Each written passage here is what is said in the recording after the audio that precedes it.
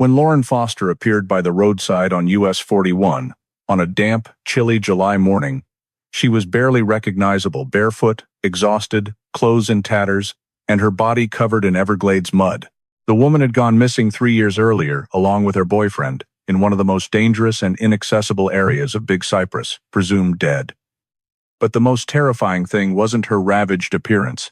The most terrifying thing was what she said about those 3 years, about what happened to Evan Brooks, and about the thing that is still lurking in the deep water. Some names and details have been changed to protect identities and privacy.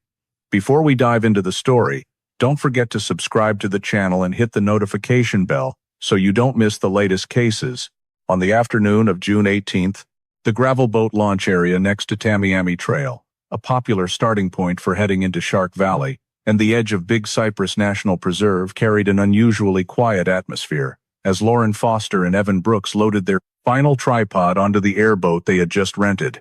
The two had been preparing for this trip for weeks, seeing it as a chance to escape everyday life and capture rare images of the Everglades flora and fauna at the end of the day, when the sunset light often created the color palettes that Lauren especially loved in her photography. According to the rental shop's records, they brought along quite a large amount of equipment for what was supposed to be a short afternoon outing, including 2 professional cameras, multiple long telephoto lenses, brand new backpacks, and a full wildlife observation kit. The airboat was handed over at 5:40 p.m., along with a reminder from the staff that southerly winds were picking up and the sky might darken early due to thick clouds moving in from the Gulf of Mexico, which could affect visibility and orientation on the flat, expansive water. The route logged in the tracking book stated that they planned to follow Tamiami Trail, turn into Shark Valley, skirt the northern water channels, then loop along the Big Cypress boundary before heading back right after sunset. Surveillance camera footage at the Shark Valley entrance captured the last known image of them at 6:12, when the airboat slowed briefly to avoid a flock of waterbirds, before continuing to glide into the thick sawgrass. This was the final existing visual data. Shortly afterward, the boat's GPS recorded a brief period of movement, gradually decreasing speed, then an unusual complete stop at a location outside the normal tourist range, before the signal vanished entirely from the map. The radio transmission picked up by the park system at 6:40 was just a burst of static mixed with strong wind noise, with no clear words, and after that there was no further transmission at all. From this point on, neither Lauren nor Evan responded to any calls or messages from family, which was completely out of character compared to their previous trip communication habits. By around 9 p.m., the airboat rental shop conducted its routine check and realized the boat had not returned by the time stated in the contract. They attempted a remote GPS ping, but received no signal whatsoever. After contacting family and learning that no one had heard from the couple for 3 straight hours, the rental staff determined this was a serious, unusual situation. At 9:30, they immediately reported it to the on-duty night ranger, who, after cross-referencing park data, requested the case be escalated to an emergency alert. Just minutes later, the official missing persons report was forwarded to local law enforcement, marking the beginning of the Everglades swamp disappearance case. The night shift ranger on duty received the report about the airboat not returning on time and immediately activated a small-scale search team to deploy and sweep the water area where the GPS signal had cut off. When the team approached the edge of Big Cypress, the water surface conditions had changed significantly. Strong southerly winds were creating shallow but continuous waves crashing against the banks, stirring up the muddy bottom and pushing the current eastward, which blurred almost any physical traces that might have existed just moments earlier. The ranger's airboat had to slow down frequently because dense sawgrass obscured visibility, and the rapidly fading light made identifying the terrain increasingly difficult. They turned on high-powered spotlights, but the beams only partially penetrated the curtain of vegetation, reflecting off the murky water surface and creating unusually long stretches of shadow, dozens of meters wide, that could not be determined to be deep water channels, submerged objects, or simply shadows from thicker-than-normal clusters of sawgrass. While the search team moved to collect any possible signals, the coordination station deployed a thermal sensor drone to scan the surrounding water, but most of the returned imagery was noisy due to the temperature difference between the water surface and the mud patches being pushed up by the wind. The scattered hot spots the system detected were mostly the body heat of alligators, water birds, or other native animals, with no shapes resembling humans or any signs of an operating engine. An additional water rescue team was dispatched to check the shallow water sections and mudflats right along the sawgrass edge, but upon arrival, they found that the banks had eroded due to strong winds and rising water, meaning every surface structure was newly formed and no longer bore any footprints or signs of prior human presence. Team members concluded that if there had been footprints, drag marks, or signs of objects falling into the water, they had all been swept away or covered by fresh mud layers. During this period, an incidental witness came forward. A fisherman standing near the intersection of Tamiami Trail and the access road into Big Cypress reported having observed an unmarked airboat heading into a restricted area around dusk. The person described the boat moving slowly, without navigation lights on, and heading toward a water branch that was rarely visited. Although the statement could not be immediately verified due to the lack of surveillance cameras in that area, the information was recorded by the rangers because it matched the timing and the relevant water zone. As the search team expanded the perimeter, they noted several points of interest. A long slide mark running along a mudflat near the water's edge, looking like the trail of a heavy object being dragged or pushed down. A section of sawgrass broken at an angle, creating a gap just large enough for a vehicle or object to pass through. Several clusters of vegetation twisted together, indicating lateral force impact. However, all these signs had been significantly affected by rising water and strong winds, making it difficult to determine exactly when they formed and whether they were directly related to Lauren and Evan. Recognizing the complexity of the situation, the ranger directed an expansion of the search radius in 3 main water directions based on flow patterns: Deep Lake, Turner River, and Lostman's River.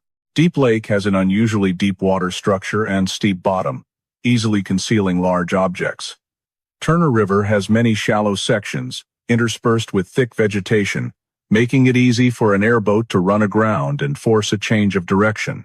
Lostman's River stretches into a series of connected tributaries, with few human footprints and the potential to hide any movement activity.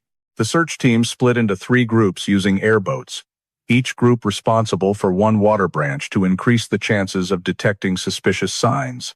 They moved slowly along the sawgrass banks, carefully observing the water surface for oil slicks, floating items, or any unusual traces.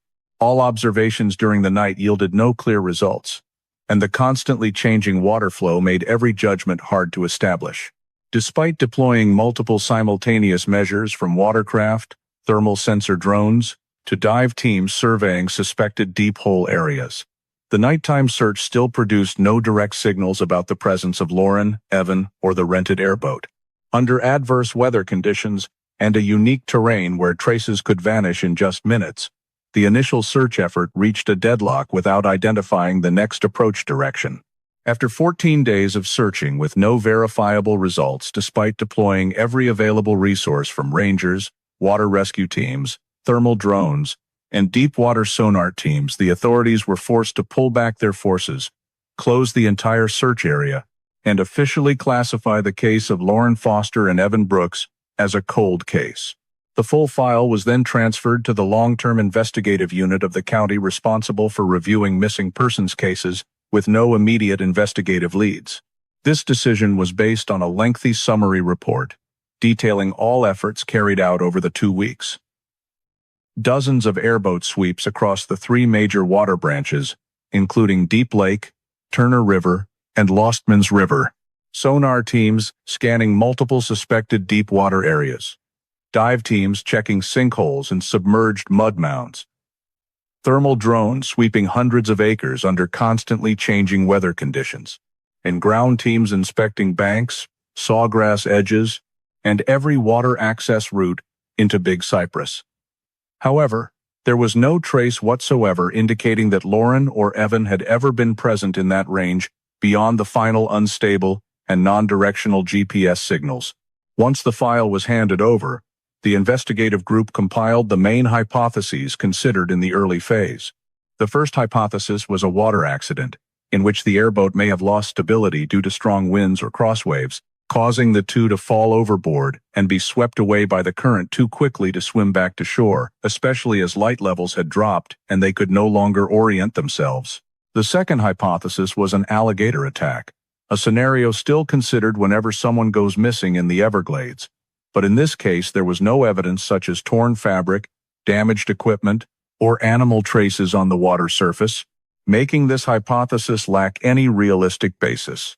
The third hypothesis was getting lost or mired in the swamp, where the couple might have left the boat for some reason and become trapped in deep mud or sawgrass, but ground search teams found no footprints because the ground constantly reshaped itself under the influence of water.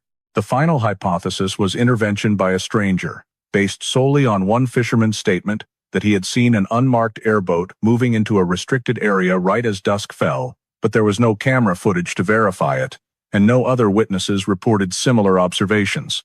In addition to the lack of witnesses, all physical evidence collected from the initial search area was ruled out because it lacked integrity. Mud samples taken from suspicious locations were mixed due to constantly shifting currents. Broken sawgrass samples only showed force impact but could not determine timing or distinguish between natural causes and those from a vehicle or humans. Other floating plant debris on the water surface showed no technical signs linking to the airboat or the couple's personal items. Observations of eroded mudflats or drag marks provided insufficient information because rising water covered the entire surface within just a few hours. All overall conclusions indicated that the Everglades environment made any trace if it existed nearly impossible to maintain for more than a few hours, especially under the prolonged high winds that night they went missing. Meanwhile, Lauren's family refused to accept the case being shelved and continued funding multiple private search groups on a monthly basis, including water experience specialists with decades in the Everglades, independent drone teams capable of scanning wide water areas, and freelance dive groups willing to access zones official forces were not permitted to enter deeply. Each search expanded into lesser visited tributaries of Turner River and Lostman's River. But all returned with the same conclusion. No personal items ever surfaced, no signs of a sunken airboat, no evidence establishing any connection to Lauren or Evan. All seasonally extracted satellite imagery also provided no additional data, as the area remained blanketed by dense sawgrass. After nearly 12 months of maintaining private search operations, the family narrowed the scope but still conducted periodic searches when dry season water conditions changed in hopes that something might be exposed, yet every expectation went unmet. When the file was placed into long-term storage, the lead investigator recorded a final summary assessment, reflecting the complete deadlock of the case at that point. No physical evidence, no witnesses, no positioning data after the moment radio signal was lost.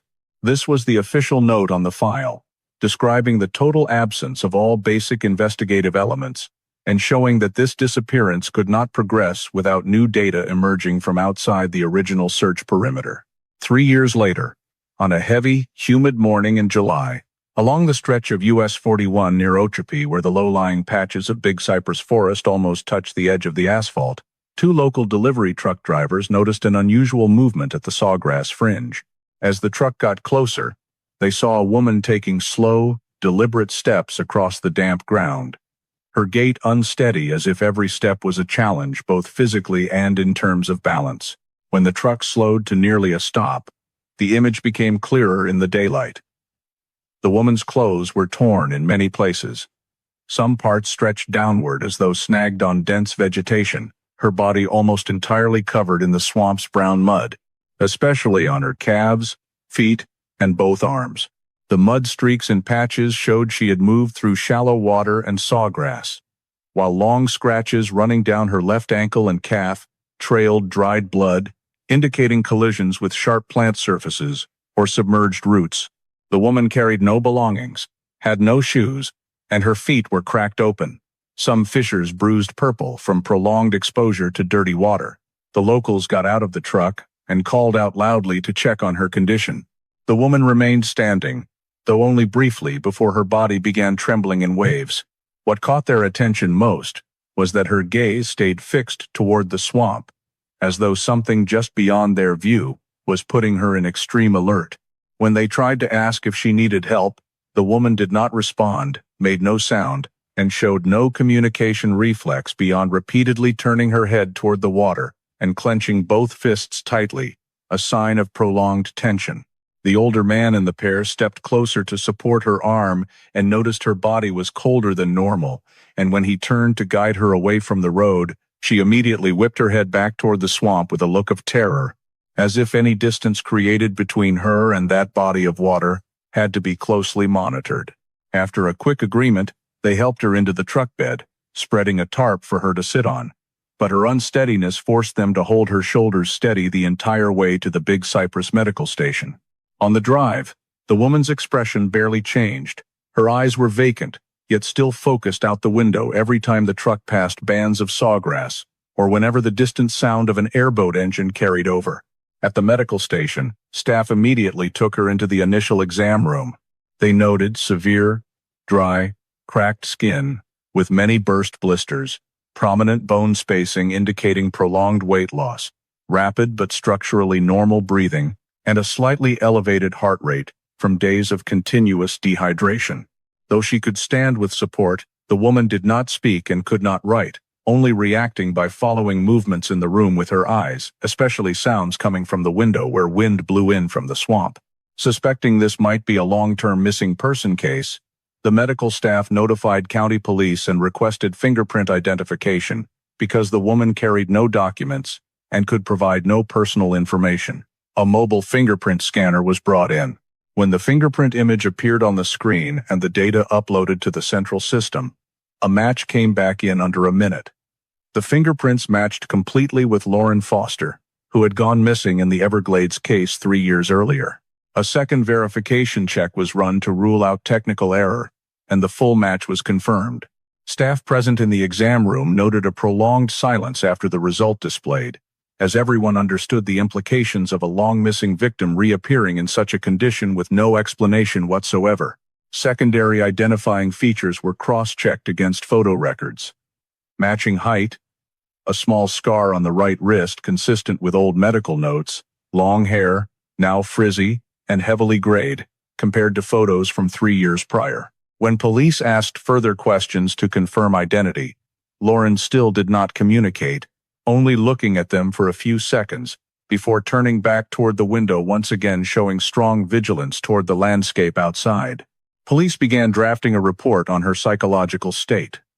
Reactions to engine sounds, avoidance of communication, excessive wariness toward the swamp direction, cold body temperature, likely prolonged sleep deprivation, and severe malnutrition. Her clothing was collected for examination. Fabric fibers rotted, seams unraveled, surfaces caked with dried mud patches consistent with long-term exposure to watery, dense vegetation environments. No personal items were found on her person.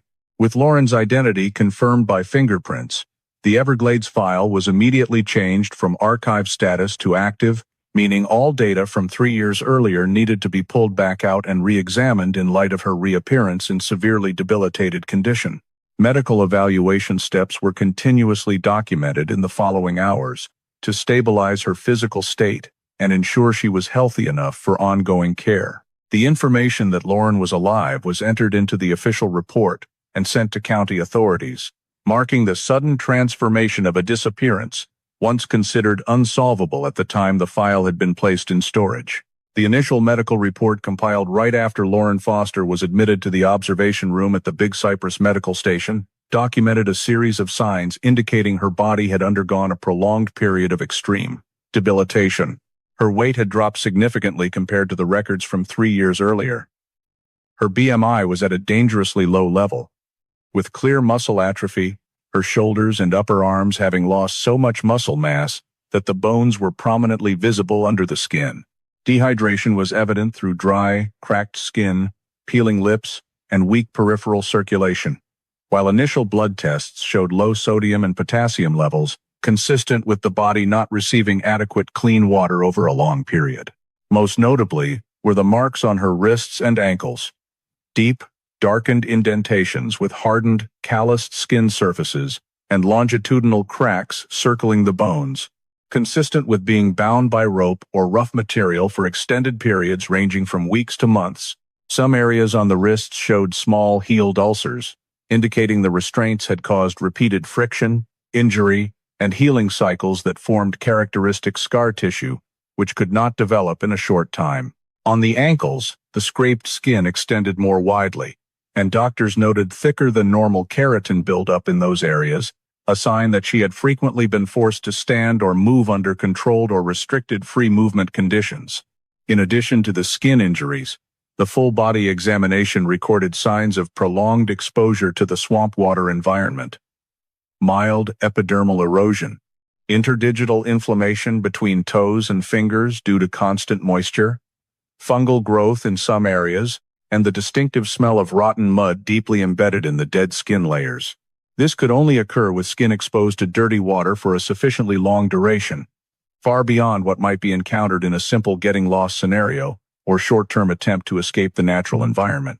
Doctors also identified numerous irregularly mottled, discolored skin patches consistent with frequent submersion in water or confinement in a damp, light-deprived environment.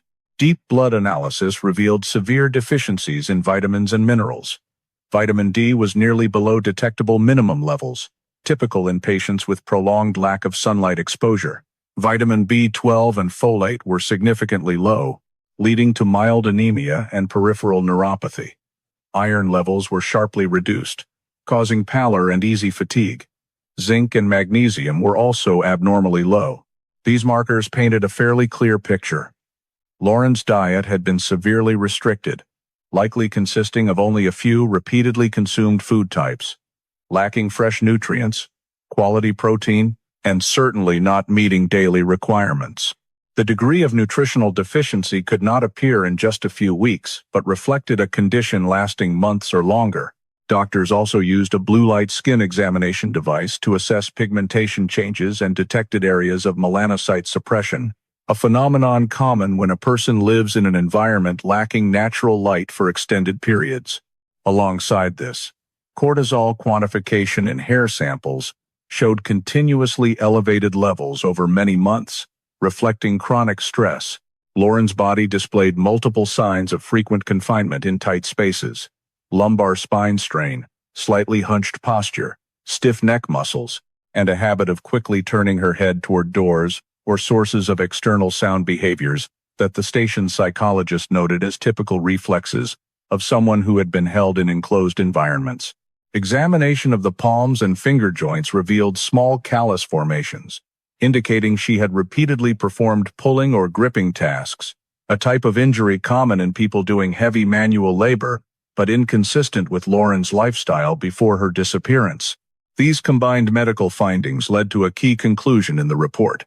Lauren's body bore clear evidence of prolonged confinement in a dark, damp, light-deprived, nutritionally deficient, and highly controlled environment.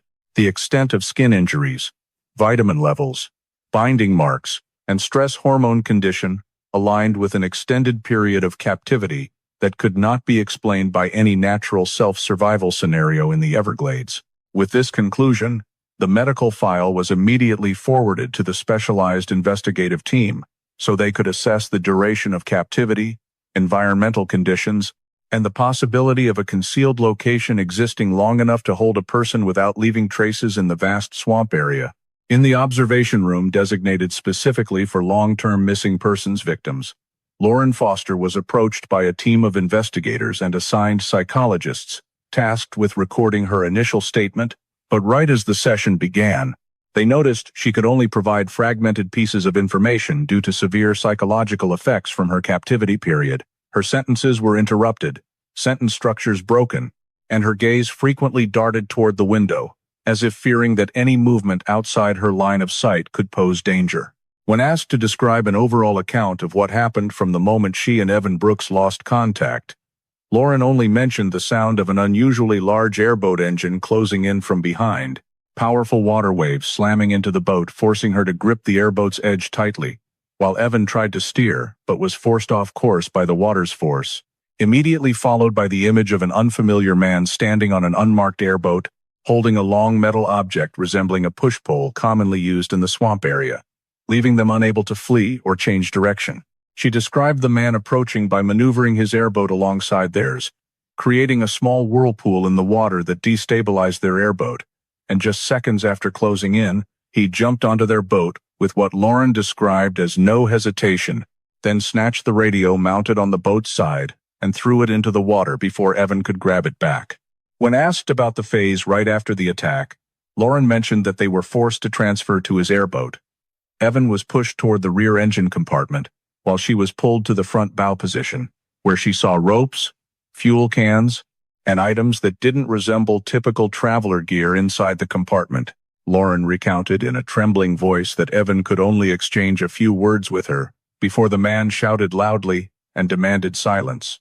And from the moment control was taken over, she was never allowed to sit next to Evan again.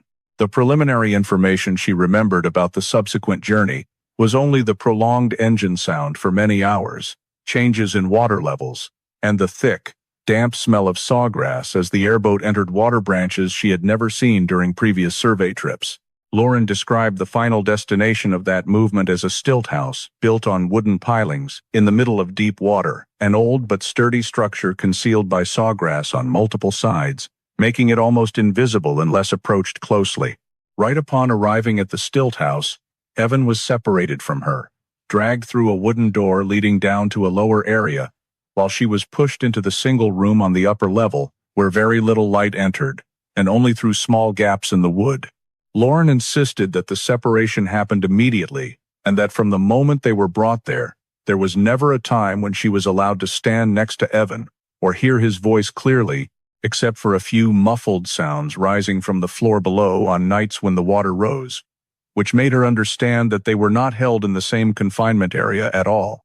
In response to requests to describe her life during the time at the stilt house, Lauren mentioned being locked inside most of the time, only allowed outside for short periods to perform tasks the man demanded, such as pulling small nets, wiping metal tools, organizing materials, and some heavy work that had to be done when the water receded. Lauren said that all her activities were directly monitored. The stilt house door was always locked from the outside, and any attempt to leave her assigned position was met with threats or tighter restraints the following day. She emphasized that she was never permitted to leave the stilt house area of her own accord, was not allowed to approach the water, was not allowed to look outside unless the man opened the door, and always heard metallic sounds, footsteps, or tool noises that she believed belonged to the man controlling that space. When investigators asked for a more detailed description of the spatial structure, Lauren could only provide disjointed images. A floor pieced together from rough planks, the faint smell of machine oil in the air, a narrow passage connecting to a rear area she was never allowed to enter, and a dark compartment below that she believed was where Evan was kept. Every time she mentioned Evan, she bowed her head and clenched her fists tightly, a sign that the memory of the separation still strongly affected her neurological responses. Though her initial statement lacked continuity, the investigators began recording every small detail she mentioned, including characteristic sounds, wind directions she sensed through the wooden gaps, the floor's vibration rhythm when the man moved, and the rare moments she could distinguish the smell of motor oil, spoiled fish, or freshly churned mud. Based on these fragments of information, the investigators used Everglades hydrographic maps to sketch an initial diagram aimed at identifying a plausible location for the stilt house, marking areas with corresponding depths, simulating the airboat's travel direction, and cross-referencing with the vague observations Lauren provided to build the foundation for the investigation. When asked to describe more clearly the moment the unfamiliar airboat appeared, Lauren Foster said that she and Evan were passing through the shallow water area of Shark Valley, where the water level only reached about mid-calf when standing down, and sawgrass stretched wide on both sides, at the time when the light was beginning to shift to a deep yellow because the sun was lowering gradually. Lauren remembered that the wind at that point was blowing stronger than when they had set out, causing small ripples on the water surface that reflected shimmering light but also made their airboat drift slightly off course with each gust. In the moment she was changing the camera lens, Evan spotted a dark shape moving on the water from afar at first, just a small dot, but growing larger at high speed. As the distance closed, Lauren realized it was an airboat larger than usual, with a dark-colored hull and no registration numbers or inspection markings whatsoever on the bow. She described that the airboat approached unstably in what she called a deliberate attempt to overwhelm, because just a few dozen meters before closing in, the engine noise suddenly dropped to a low level, causing the water behind the boat to swirl into a small vortex that spread out in both directions. The waves from this sudden movement went straight into the hull of her and Evan's boat, causing their airboat to veer to the left and the bow to lift slightly off the water before dropping back down in an uncontrolled arc. Evan tried to turn the steering to regain balance, but the perpetrator continued closing in to within just a few feet, creating enough water pressure to push them into a thick corner of sawgrass where, if they gunned the engine to escape, they could get stuck or damage the propeller. Lauren described the man's vehicle as highly distinctive. The dark paint made it blend into the swamp water color, low-profile hull, fully open rear compartment containing many items typically only seen with Everglades hunters, such as coiled ropes, large hooks, long metal poles, waterproof jackets, and 2 fuel cans placed side by side. What caught the investigators' attention was Lauren's description that the rear compartment of the airboat showed signs of repeated repairs, with metal plates welded back together using rough weld lines, indicating the owner maintained the vehicle himself and did not take it for official registration. She clearly remembered the man standing near the bow of his boat had a tall, large build, wearing a long-sleeved dark shirt, and his face obscured by a cap pulled low. Right when his airboat pressed in so close that there was no room left to steer away, the man jumped onto their boat in a decisive motion, both feet landing on the forward deck and causing their airboat to rock sharply to one side. Lauren said the first sound she heard was Evan shouting loudly from losing balance, while the man immediately reached out and snatched the radio mounted on the metal bar next to the steering, removed the battery, and threw each part into the water before they could react. He bent down to check the GPS, then used the metal end of the push pole to strike it hard twice, shattering the screen and completely disabling the navigation system, an action showing he knew exactly the device's weak points. Lauren described the panic as she saw Evan trying to back toward the middle compartment to keep distance from the perpetrator, but in just a few seconds, the man had shoved Evan to the boat's edge and forced him to move onto his airboat by shouting loudly and using his body to block the escape path. She was pulled up by the arm, forced to step onto the strange airboat while their own boat's bow was still rocking from the initial approach waves. Once both were pushed onto the new vessel, Lauren noticed the perpetrator immediately returned to their boat, pulled the key, and threw it into deeper water, eliminating any chance they could return or signal anyone. After that, he went back to his own airboat, pushed the throttle forward, and steered the vessel into a water branch Lauren had never traveled before, where sawgrass formed natural walls that severely reduced long-range visibility. Lauren insisted that the water route he chose did not match any tourist routes or ranger patrol lines at all. They were small, narrow channels, sometimes only wide enough for one airboat to pass. She remembered the propeller sound changing each time they turned into a new branch, showing he adjusted thrust to avoid making loud noise, something only someone intimately familiar with the swamp terrain could do. When investigators asked how she knew that route was not part of the usual paths, Lauren said she saw no marker posts, no old propeller wash marks on the water surface, and heard no second engine sound from afar. The entire journey in her memory took place in a narrow, dark space enclosed by sawgrass and brush, with light diminishing progressively along each water segment they traveled. She described the chilling realization that they had become the target of someone so proficient in the Everglades that he could completely hide from ranger attention simply by choosing the right water routes. Lauren emphasized that every movement of the strange airboat showed this man had been watching them beforehand, understanding precisely the timing of water rise, wind direction, the standard engine sound of tourist airboats, and exactly how to corner a boat so victims had no way to resist or find an escape. When asked to describe in detail the place where she was held captive, Lauren Foster said that the stilt house the perpetrator brought them to was built on a system of wooden pilings raised at least 8 to 10 feet above the water surface, situated in the middle of a deep water area of Big Cypress, where there was no solid land anywhere around, and no land access possible because every direction was covered by dense sawgrass and twisting water channels like a maze. She described the stilt house as looking like a makeshift but sturdy structure, constructed from old wood with some sections reinforced by newer planks, indicating the perpetrator had repaired or maintained it over a long period. Right from the first time she saw it, Lauren remembered the sound of water slapping hard against the pilings underneath the floor, signaling that the bottom of the floor sat directly over deep water where strong currents could sweep away anything that fell in.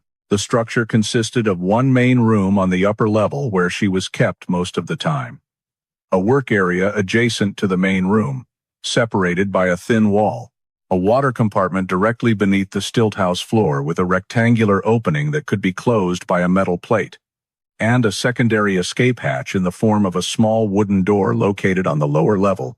But Lauren insisted that door could only be opened from the outside because there was no interior handle at all.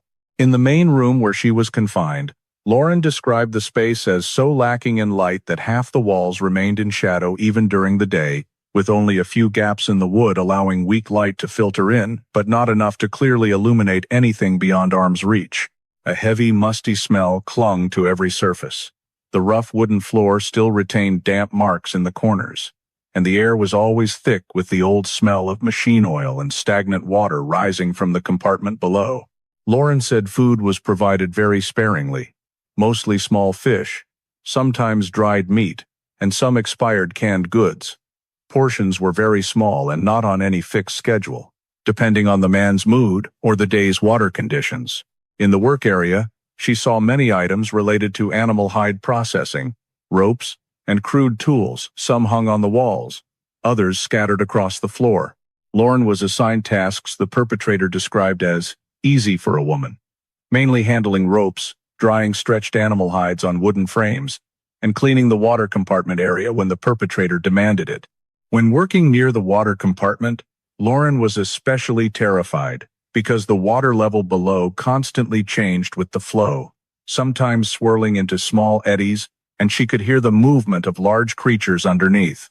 She said the water compartment often retained a damp smell mixed with the rot of decaying vegetation and signs of old machine oil floating on the surface, making that area the one she most wanted to avoid. The perpetrator clearly divided tasks between Lauren and Evan. Lauren was kept upstairs, working in a confined space and always under direct supervision, while Evan was taken to a different area from the very first day. Lauren could not see Evan after the separation, but through sounds filtering through the wooden gaps, she recognized he was assigned heavy tasks, hauling materials up from the boat, repairing airboat parts, driving pilings into mudflats to create water channels, or transporting metal items she was never allowed to touch. Whenever Evan worked, Lauren heard heavy objects dropping, metal clanging, wood being chiseled, and sometimes water splashing up onto the floor, indicating he had to move close to the water surface in far more dangerous conditions than what she experienced. Lauren described that between the main room and the work area, there was a horizontal wooden beam the perpetrator often used to tie her when he wanted to leave the stilt house or when he required her to complete a task but would not allow her out of his sight.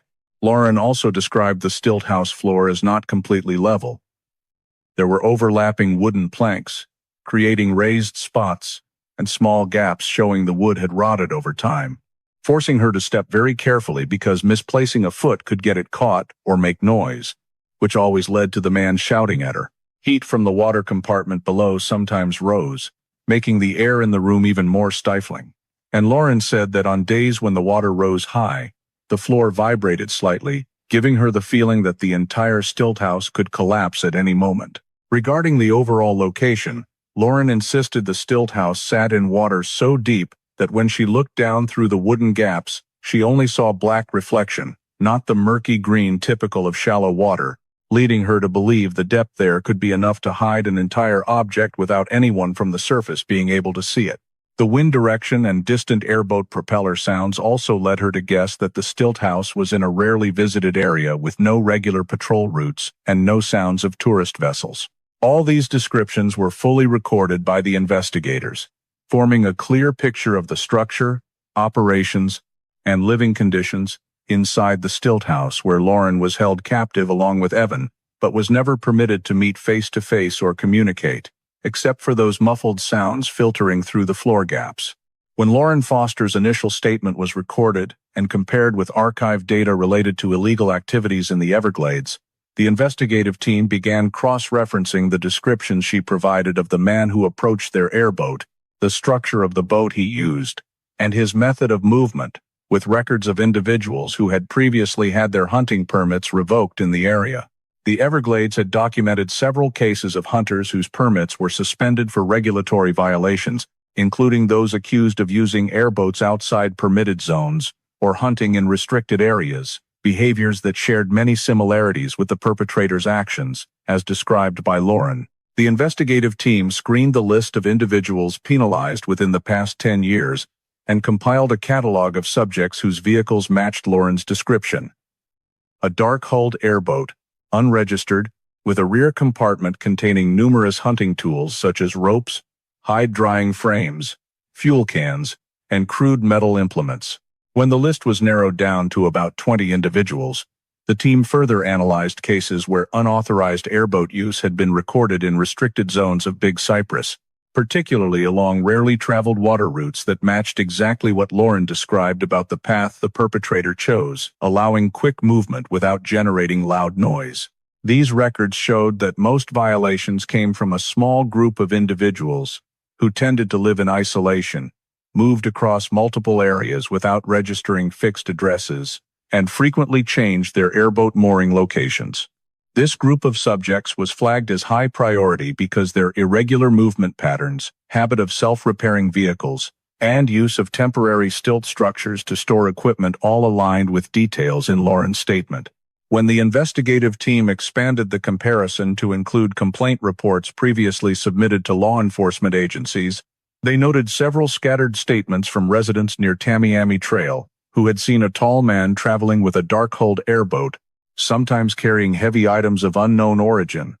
And in one case, a kayaker reported that he had been approached too closely by an unmarked airboat in what he described as a deliberate pressure tactic that forced him to retreat. Additionally, a few years earlier, there had been an unverified report of two young men claiming that a stranger tried to detain them near an abandoned stilt house after they accidentally wandered into a deep water area. Although the incident did not result in injury, the recorded behavior showed intent to intimidate. These pieces of information were insufficient for prosecution but enough to identify a recurring pattern of behavior among some individuals on the list. When the investigative group cross-referenced all behavioral data with Lauren's recalled description of the perpetrator's physical characteristics and airboat handling habits, the name Clayton Redding began to stand out with an exceptionally high degree of match. Redding had previously had his hunting permit revoked for multiple unauthorized entries into restricted zones, had a history of resisting rangers, and had been accused of using unregistered boats to transport materials along unmapped water routes. Old records showed that Redding's airboat never carried registration numbers, its paint color was frequently changed, and he had a habit of self-repairing parts with crudely welded metal patches matching Lauren's description of the rough weld lines around the rear compartment. In Ranger Agency data, Redding was also noted for having superior navigational skills in the Everglades compared to most hunters, regularly entering little-known water branches and once recorded by rangers as evading pursuit by using circuitous routes and completely concealed passages out of aerial view, very similar to the travel path Lauren described when being taken to the stilt house. When investigators compared Lauren's description of the perpetrator's build and movement style with photos and biometric data of Redding, the match became even clearer. Tall and large frame, forward-leaning gait, habit of wearing a dark cap pulled low over the eyes, and preference for dark clothing when moving on the water. Some unofficial sources had also reported that Redding spent most of his time living in self-built stilt houses, moving between Big Cypress and the Everglades secondary branches, with no registered residence, and avoiding contact with the local community. His violation record included aggressive behavior toward others on the water, threats with metal tools, and destruction of ranger equipment during a confrontation many years earlier. After compiling all the data, the investigative team determined that among the potential subjects on the list, only Clayton Redding fully matched the characteristics regarding vehicle, behavior, navigation skills, lifestyle habits, and indirect connections to numerous incidents that had occurred in the Everglades area, making him the most suitable suspect to be placed under priority investigation. When the investigative team focused on analyzing Clayton Redding's background, they quickly noticed that his record contained numerous signs of long-term instability over many years, particularly a pattern of behavior involving illegal hunting and confrontations with Everglades rangers.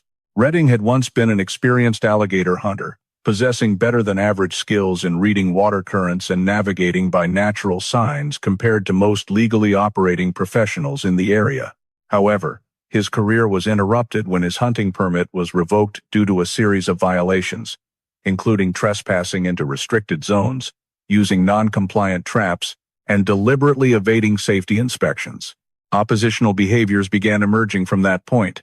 He refused to comply with random check requests, threatened a ranger with a metal pole when ordered to stop his vehicle, and caused damage to public property during an altercation involving a seized airboat.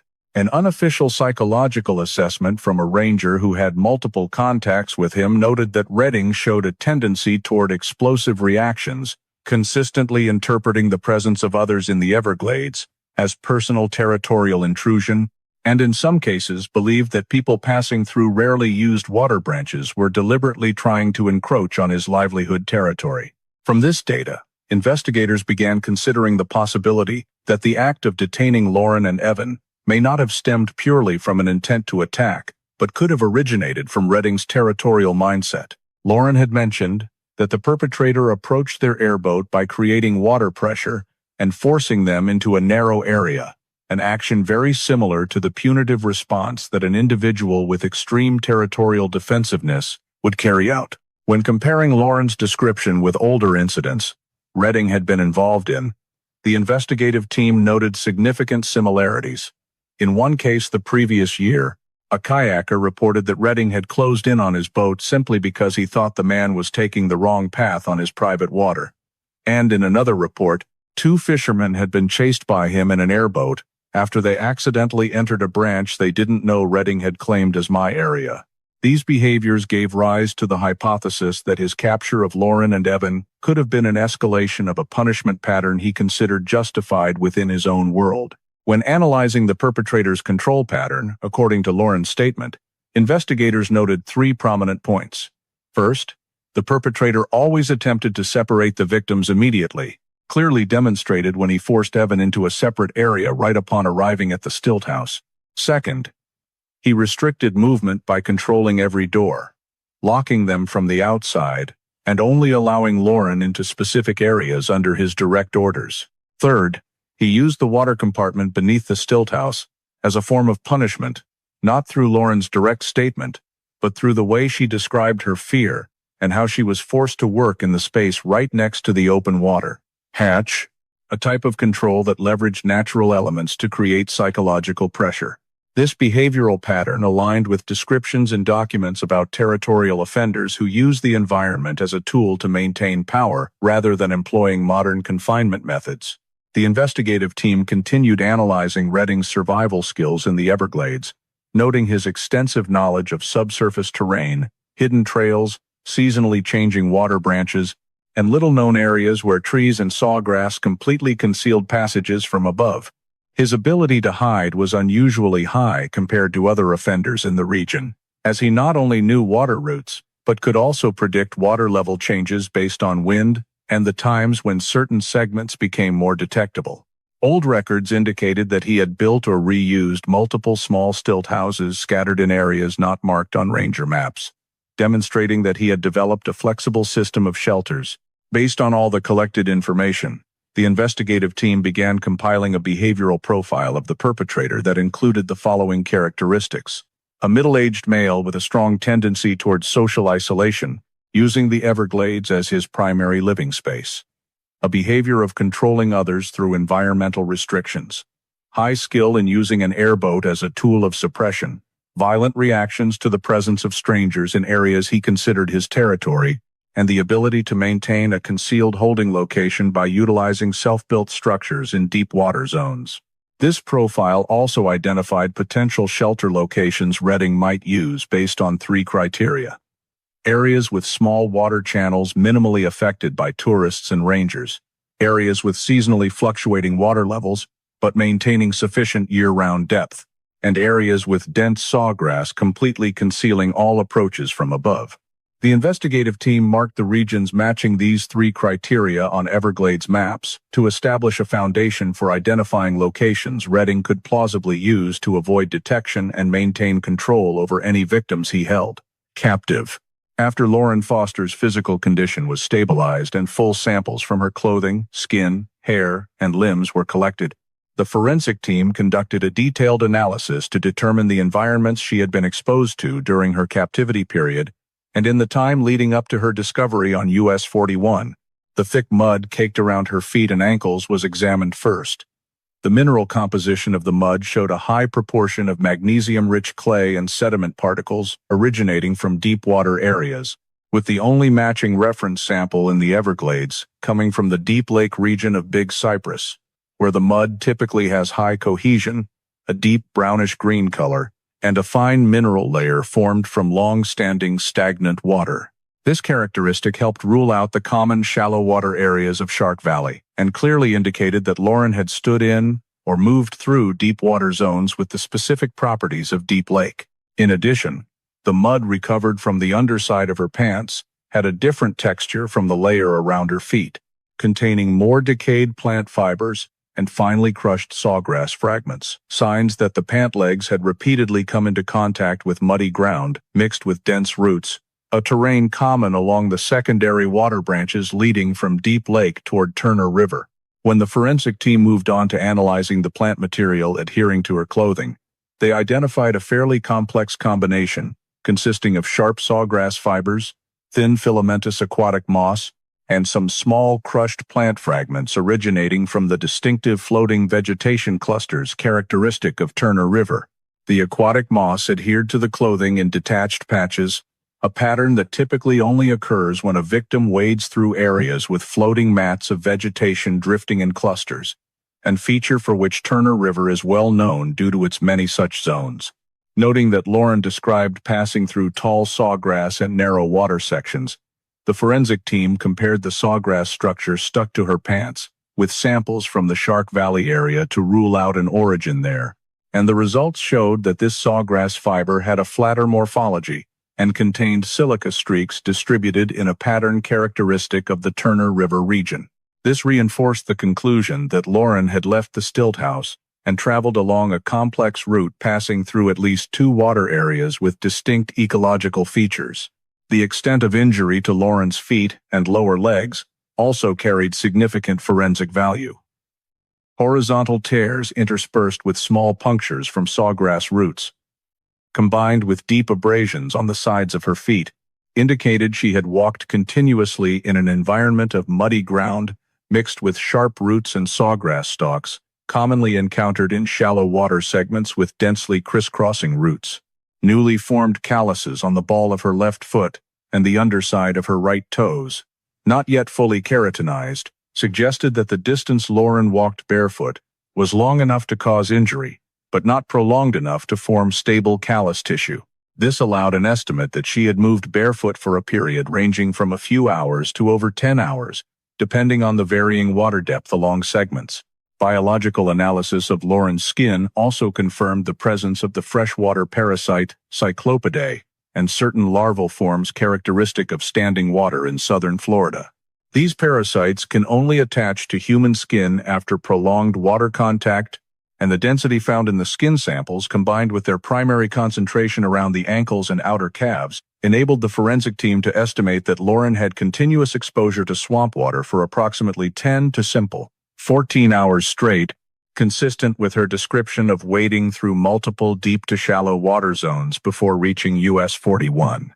Additionally, unicellular algae embedded in her fingernail folds indicated that Lauren had touched or clung to submerged surfaces, a sign suggesting she had to pull herself out of deep water sections or follow underwater routes for balance. The forensic team also analyzed the distribution of mud stains on her lower legs to determine direction of travel. The outer sides of her legs had more mud than the inner sides, indicating she frequently moved close to the sawgrass edges where mud was stirred by wind and waves, rather than walking in the middle of the current. When cross-referenced with wind direction maps from the time she was found, these traces aligned with the strong southwesterly winds in the days prior in the Turner River area. Deep dark green mud patches on the backs of her heels showed that Lauren had stood in water deep enough for mud to reach halfway up her calves, but not deep enough to fully submerge them, and detail that helped narrow the range of possible water zones she traversed. Combining all the analysis results, the forensic team concluded that the route Lauren described, leaving the stilt house in a deep water area, moving through tall sawgrass zones, crossing a wider branch rich in aquatic moss, and navigating muddy, root-filled sections before reaching US 41, fully matched the physical samples recovered from her body. The alignment between physical data, plant structures, mud samples, and parasites strengthened the accuracy of her statement, while providing a schematic of the environments Lauren passed through during her escape period before being discovered, allowing the investigative team to focus on water segments she likely crossed, and to rule out areas that did not match the ecological characteristics in the analyzed samples. When recounting the moment she was able to escape, Lauren Foster described it as a late afternoon into evening with heavy rain lasting many hours, causing the water level around the stilt house to rise rapidly. The strong current pounded continuously against the wooden pilings, making the entire floor vibrate in a steady rhythm, and it was this shaking that loosened some of the metal latches, securing the confinement frame. Lauren said that on every previous day, the floor had always remained solid, never shaking enough to affect the interior door system. But that day, the wind suddenly shifted direction in combination with the heavy rain, creating unusually powerful wave impacts that caused one of the latch segments attached to the support beam near where she was tied to show signs of loosening. Lauren discovered this while sitting with her back against a wooden post, as her wrists were pulled taut with the floor's movement, and she felt the binding rope slacken very slightly with each vibration. That was the moment she realized a rare opportunity after such a long time under absolute control. Earlier, in the work area, Lauren had once seen a rusted metal hook, with its tip bent, and placed among a pile of tools the perpetrator did not regularly check. Although she could not carry it in her hands, she had secretly hidden it under the wooden floor by pushing it into a gap right next to a wooden crate, a spot the perpetrator had never noticed. When she realized the latch was loose, Lauren tried to drag herself to that area within the range the rope allowed, using her feet to probe along the cracks in the floor to locate where she had wedged the old metal piece. After many blind touches against rotten wood fragments, she finally felt the metal edge protruding, then used her toes to pull it out of the floor gap. The process took nearly half an hour because her body was so weak that every movement had to be performed slowly and precisely to avoid making any noise that could draw the perpetrator's attention if he was in the area below the stilt house. Once she retrieved the rusted metal piece, she returned to her tied position and began prying apart the knots in the rope.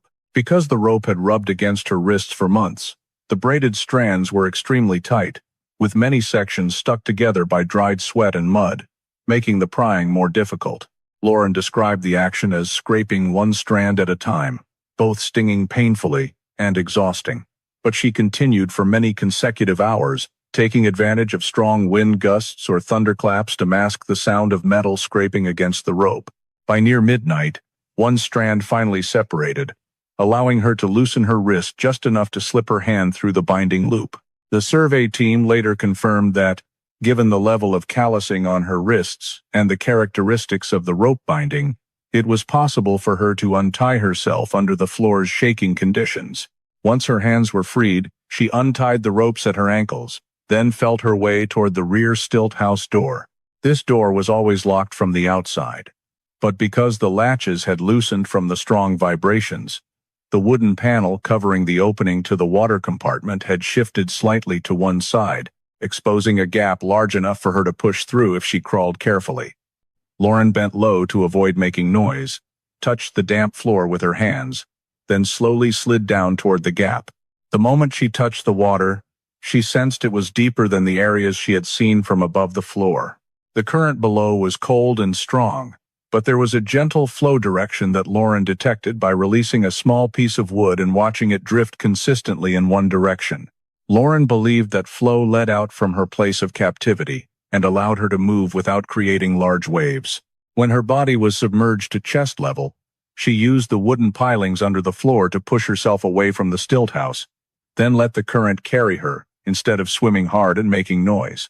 In the darkness, Lauren did not dare look back for fear that any light or movement might alert the perpetrator to someone escaping.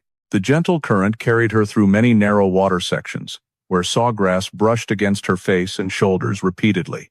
But thanks to traveling at night and the high water level, she did not get caught in roots the way she would have during the day. After many hours of waiting and following the current, Lauren reached an area she believed was near Monroe Station, based on distant echoes of vehicles on the trail, and the feeling that the ground under her feet began to have harder patches mixed among soft mud zones. She said that at Monroe Station, she did not dare enter open areas for fear of being seen, so she only hid in thick sawgrass clusters, remaining almost completely silent to recover strength. When the sky began turning pale gray, she left her hiding spot and continued following the current that led toward Turner River, an area she recognized by the distinctive floating vegetation mats that caused her feet to sink deeply in segments.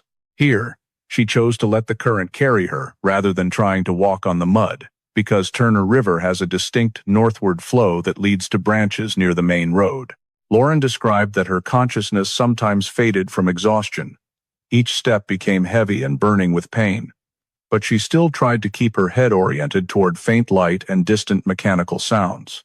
When she reached the section bordering US 41, she saw vehicle headlights reflecting on the water, heard the friction of tires on the road surface, and knew she had reached an area with people. With her remaining strength, she waded through the final water stretch, feeling harder ground under her feet, and tried to stand upright to move toward the road edge before being discovered by locals. After comparing her statement with terrain maps, wind directions, and water levels on the day Lauren escaped, the investigative team confirmed that the route she described fully matched the natural structure of the Everglades at that time. The current connecting the stilt house in the deep water area to Turner River and heading toward US 41 could account for her travel speed and survival ability during the long period of exposure to swamp water before reaching the main road. When Lauren Foster's full statement had been collected along with all the related forensic data from mud samples, plant fibers, water samples, parasites, and bodily injuries, the investigative team constructed a comprehensive model to reconstruct the route Lauren had traveled, and thereby identify the feasible area where the confinement stilt house had been built. First, the hydrology group analyzed the current direction. At the time, Lauren described the heavy rain that caused the water to rise. Meteorological data showed strong southwesterly winds persisting throughout that day, consistent with water being pushed into the deeper regions of Big Cypress, and creating the powerful wave impacts Lauren described as the cause of the door latches loosening. Combining this information with the type of mud adhering to Lauren's feet, which matched the magnesium-rich mud of Deep Lake, the analysis team determined that the starting point of her escape route must lie in the deep water area, southeast of Deep Lake, where dense sawgrass surrounds it, and the underlying water structure has remained largely unchanged for many years. Next, samples of aquatic moss and flat plant fibers matching Turner River were incorporated into the model to identify the intermediate water segments Lauren had passed through, along with foot injury data, suggesting there were sections where she had to wade through muddy, root-mixed ground in narrow branches connecting Deep Lake to Turner River. When these data points were combined, the investigative team eliminated nearly 70% of the initial area due to incompatibility with the ecological characteristics derived from the mud and plant samples, narrowing the feasible zone for the stilt house's possible existence to a water expanse of approximately 4 to 6 miles deep within Big Cypress, an area with no land access and reachable only by airboat along secondary routes. The next step was to identify the water routes the perpetrator could have used to bring Lauren and Evan to the stilt house without detection by rangers. Patrol range data for rangers over the past 3 years showed that most inspection routes followed Tamiami Trail, Shark Valley Loop Road, and the main water branches. However, the small water channels connecting Deep Lake to Turner River fell outside any regular patrol schedules.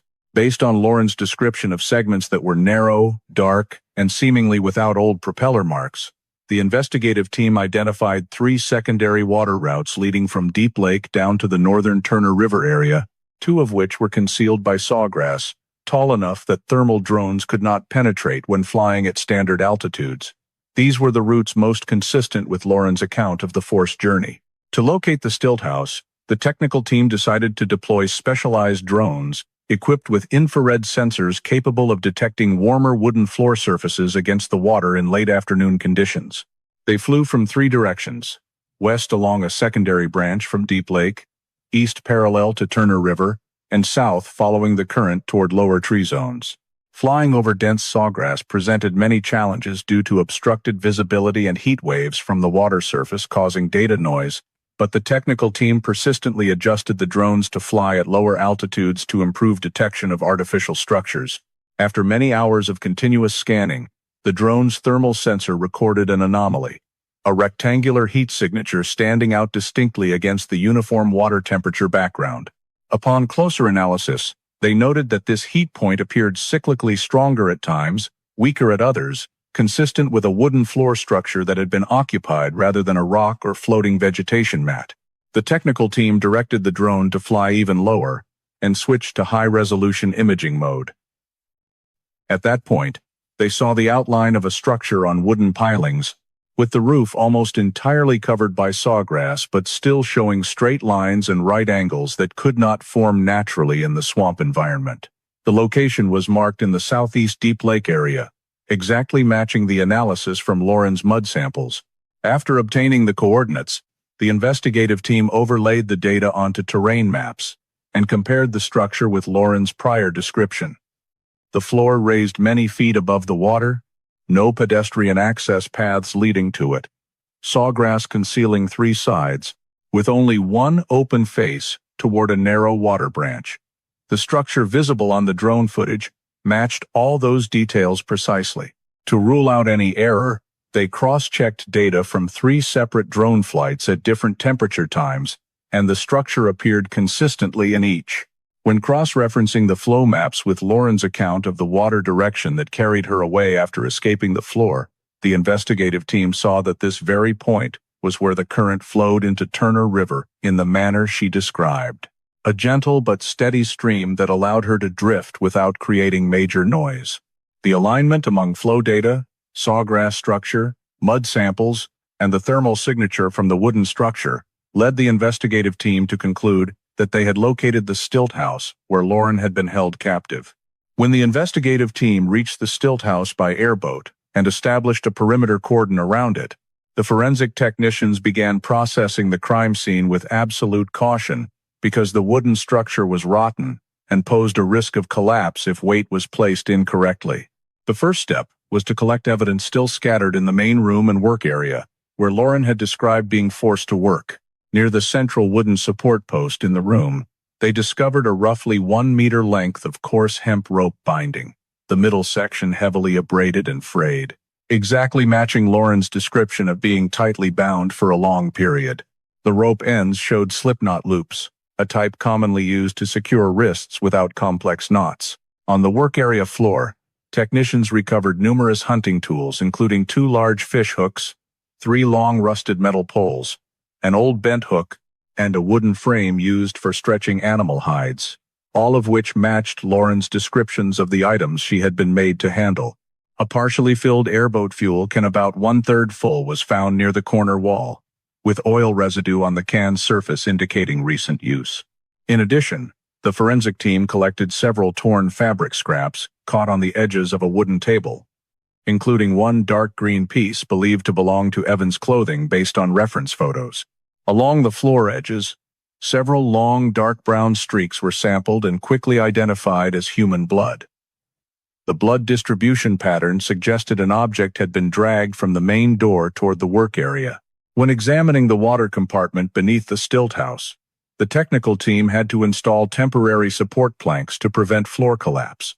They discovered a rectangular wooden hatch opening directly down into deep water, precisely at the location Lauren described as the escape route. However, What drew attention was a crude metal blocking mechanism under the hatch edge, consisting of two crossed old steel bars that could be pulled up or dropped from above like a trapdoor. This mechanism was assessed as likely used for dunking punishment or controlling victims through threat. Scratches along the wooden edges around the opening showed the trapdoor had been used multiple times, even with rope abrasion wear, consistent with Lauren's account of being forced to work near the water compartment while bound. In the mud accumulated on the support beams below the floor, the forensic group found numerous clear shoe impressions. These impressions were all large in size, matching the shoe size recorded in Clayton Redding's violation file. The distribution of the shoe prints indicated he frequently moved between the water compartment area, the work zone, and the boat side, outlining a closed-off daily routine of someone living isolated on the stilt house. In the corner of the main room, the examination team found a small, water-damaged notebook that was still mostly legible. The early pages contained notations similar to Hunter's water route markers. Arrows indicating current direction, shallow sections marked with S characters, deep water zones marked with black squares, and X marks placed in areas rarely patrolled by rangers. The notebook also had several pages of disjointed journal entries, with dates marked by symbols instead of numbers, describing catches of fish, seasonal water level changes, and reminders such as take the eastern route, avoid noise or stay inside during strong west winds. These notes reinforced the hypothesis that Redding maintained a system for tracking water routes and conducting covert movements in the Everglades, exploiting low patrol areas to conceal his residence.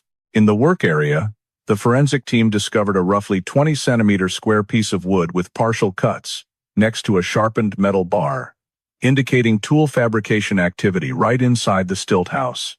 Several fresh nail marks around the work area doorframe proved that the structure had been repaired or reinforced recently, possibly to ensure uninterrupted confinement.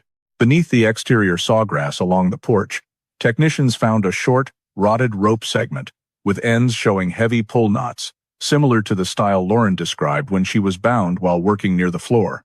All evidence was sealed and tagged according to protocol. Water samples taken from beneath the floor compartment were rapidly analyzed and showed diluted airboat oil, confirming the perpetrator's boat was frequently moored right at this location.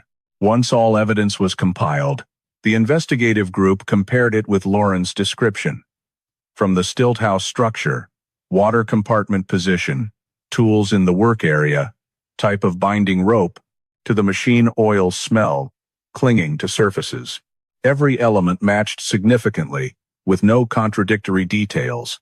The discovery of multiple shoe impressions matching Redding's size, combined with the notebook recording water routes and hunting gear, provided solid grounds to conclude that this stilt house was the exact location where Lauren and Evan had been held captive throughout their 3 years missing. When the samples collected from the stilt house were brought back to the laboratory, the forensic team prioritized analyzing every biological trace potentially related to Evan Brooks in order to determine his condition during the final phase before his disappearance. Blood samples taken from multiple locations in the work area, especially along the wooden beam near the stilt house door and beside the wooden table, all matched Evan's DNA completely, confirming he had suffered serious injury right in that area. The density of the blood and the direction of long smear streaks on the wooden surface indicated the blood did not come from minor wounds but originated from strong impact force or a prolonged series of violent acts.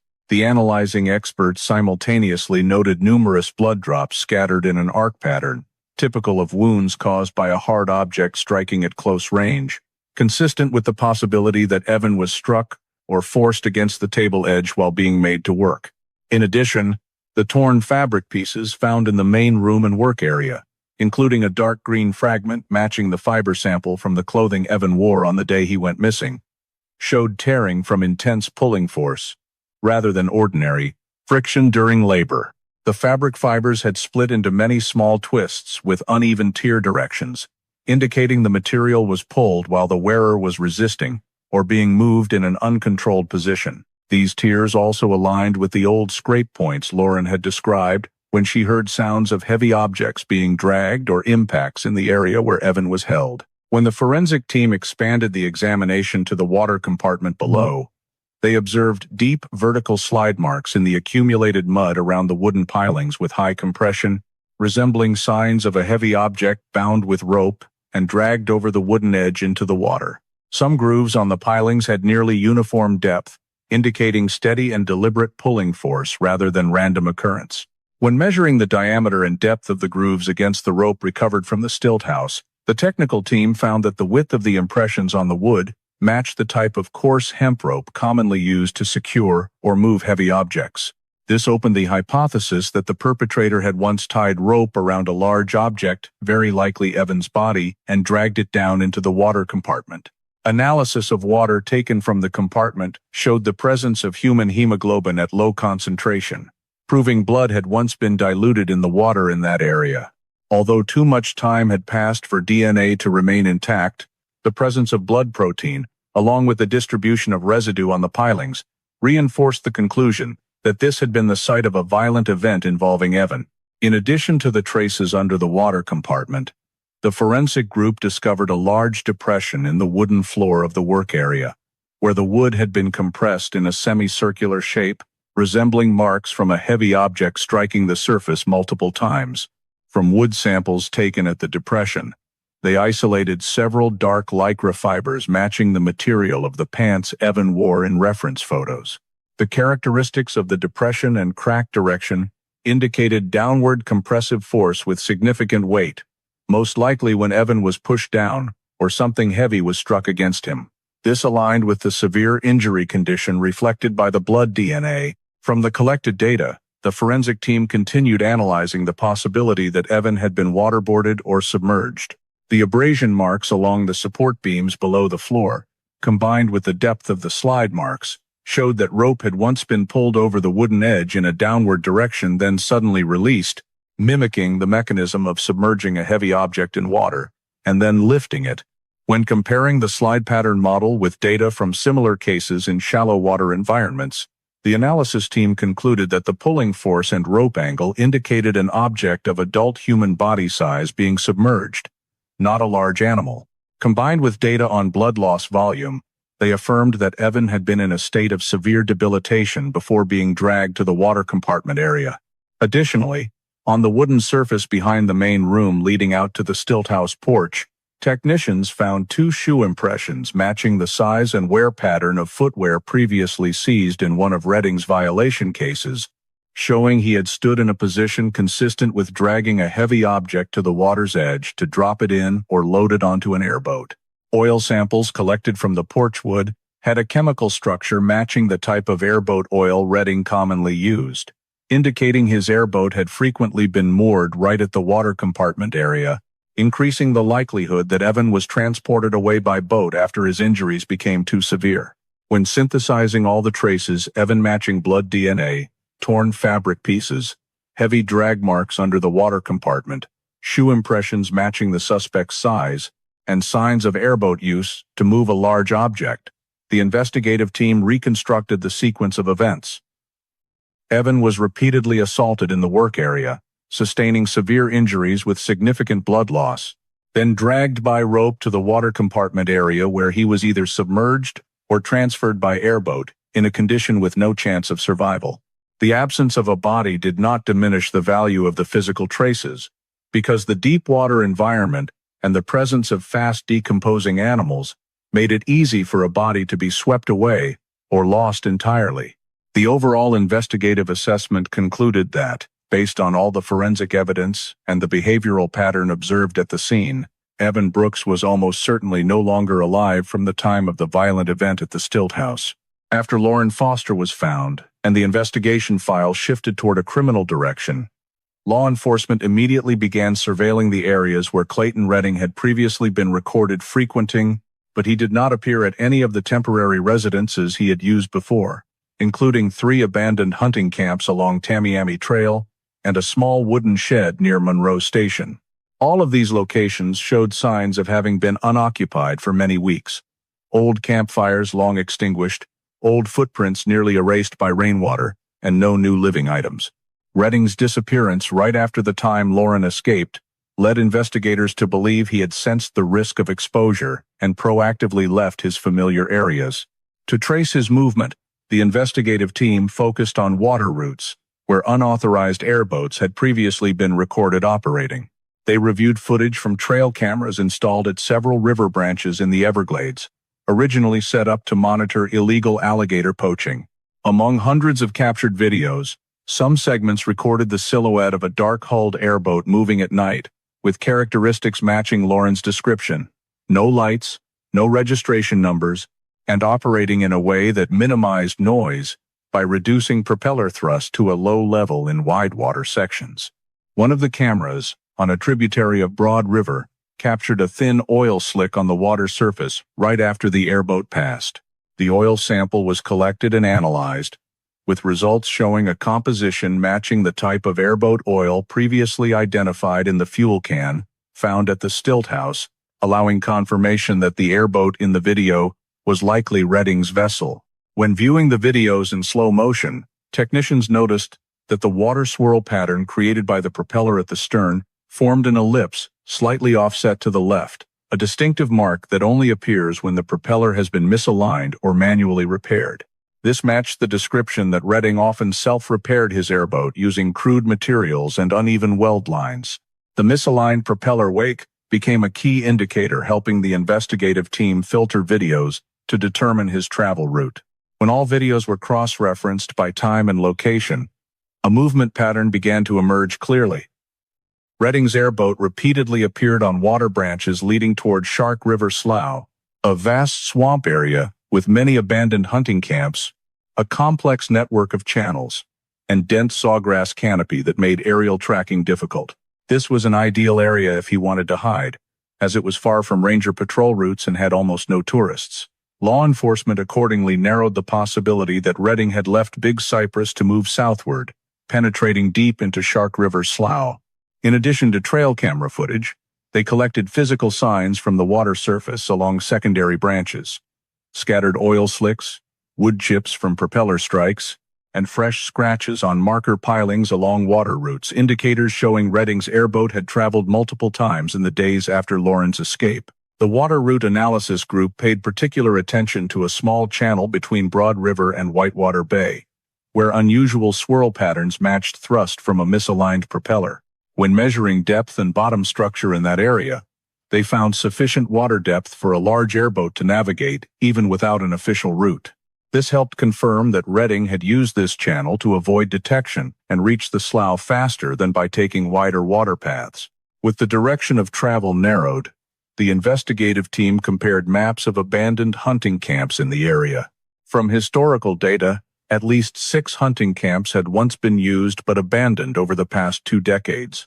Many of these had partially collapsed from rain and wind, but still retained enough structure for a person to take short-term shelter. These camps were scattered along hard-to-access water branches, consistent with Redding's past movement style when evading pursuit. Law enforcement continued deploying low-altitude drones, but had to constantly adjust flight paths because dense sawgrass obstructed image signals. Some fixed cameras were installed on narrow water segments to monitor for the appearance of a dark-hulled airboat. At the same time, they sent a small team in a specially muffled airboat to collect direct traces in suspected areas without generating noise that could attract attention. When all data was compiled, the command team observed that Redding's movement pattern showed him traveling in an arc toward the center of Shark River Slough, where 3 abandoned hunting camps still had sufficiently solid flooring to be usable. This assessment prompted law enforcement to begin planning a capture operation under the scenario that the suspect would move entirely by water, exploiting the complex terrain, wind noise, and sawgrass to mask airboat sounds. This plan required both remote technological monitoring and deployment of an approach team on the water in a dispersed formation to avoid long-range detection from engine noise echoing off the water surface, ensuring the closest possible tracking of Redding's every movement within the vast swamp channel network of the Everglades. When the thermal drone system was deployed to scan the entire Shark River Slough region along Redding's likely travel route, one of the low-flying drones detected a thin wisp of smoke rising from an abandoned hunting camp area that was not on any valid patrol route and had no residents living there. The smoke appeared at a very low level, indicating the person lighting the fire had tried to conceal the trace but could not fully control it due to shifting wind direction. Imagery transmitted back to command showed a partially collapsed wooden roof, but the floor still had sufficient area to set up temporary shelter, consistent with the hiding style Redding had previously used. When analyzing the smoke dispersion, experts determined this was not a natural fire but a controlled one, most likely used for warmth or cooking. From this sign, the command team decided to activate a multi-directional approach plan. The Everglades SWAT team, in coordination with FWC, split into two groups. One group using muffled airboats approaching from the west through a narrow water branch, the other advancing from land along a trail leading to the forest edge near Shark River Slough, using tree cover to avoid long-range detection. The airboat group moved slowly to prevent strong water impact against floating vegetation, minimizing noise, while monitoring oil slicks on the water surface, a hallmark of the vessel Redding operated. Upon nearing the hunting camp, they spotted Redding's airboat moored close to the bank, dark hull, misaligned propeller, fully confirming it matched the vessel seen in trail camera footage. The land team closed in from the east, selecting an observation position on high ground to monitor the only overland escape route Redding could use.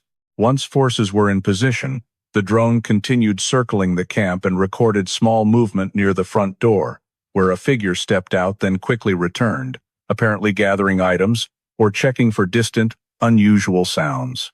When the command team zoomed in on the imagery, they identified it as Redding based on build, dark baseball cap, and movement style, all matching Lauren's earlier description. The encirclement order was issued. As soon as Redding heard the distant airboat due to an unexpected wind shift, he immediately rushed toward his vessel, intending to start it and flee the camp. However, the SWAT group from the west had already blocked the main water exit by positioning their airboat across the escape channel while using loudspeakers to order him to drop any weapons and exit the vehicle. Redding ignored the warning, attempting to jump onto his airboat and start the engine, but the land team swiftly sealed the remaining escape path with barrier lines and less lethal weapons, trapping him between the two directions. Given the terrain of shallow water mixed with mud, Redding could not run far on foot or hide in sawgrass as he had in previous evasion attempts. When he tried to spin the airboat to find a detour through the reeds, SWAT activated a remote propeller locking device, preventing the engine from building thrust. The airboat lost momentum, spun lightly, then came to a stop, forcing Redding to step down into the water in a fully surrounded position. The approach team used close-range electronic control tools to force him to his knees and handcuff him without prolonged conflict, as no terrain remained for escape. The arrest occurred within minutes from the moment the drone precisely located him. Once the area was secured, the investigative team conducted an on-site examination of Redding's airboat. In the rear compartment, they found numerous tools, matching evidence recovered from the stilt house, the same type of rope, an airboat fuel can identical to the sample found at the confinement site, crude metal tools, welded by hand, and partially dried animal hides. Under the driver's seat, they discovered a torn old map fragment still legible with water route markings. Redding used symbols identical to those in the notebook found at the stilt house.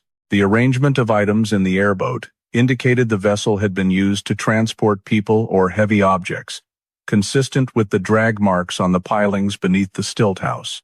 Additionally, inside the hunting camp, forensic teams recovered personal items, dried food, propeller repair tools, and a jacket with fibers matching those found in the work area where Evan left traces. This similarity reinforced the connection between the hunting camp and the stilt house.